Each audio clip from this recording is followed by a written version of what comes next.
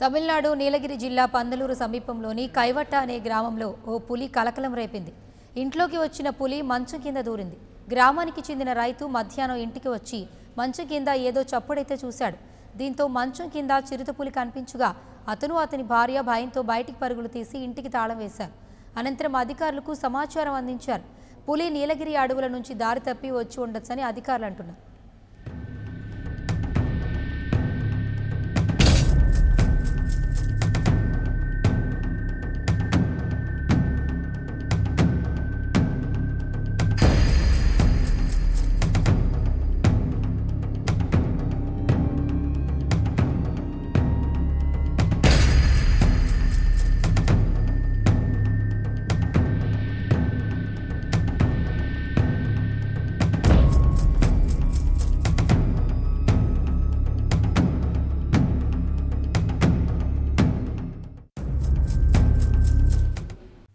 For more updates, please subscribe 99 TV Telugu.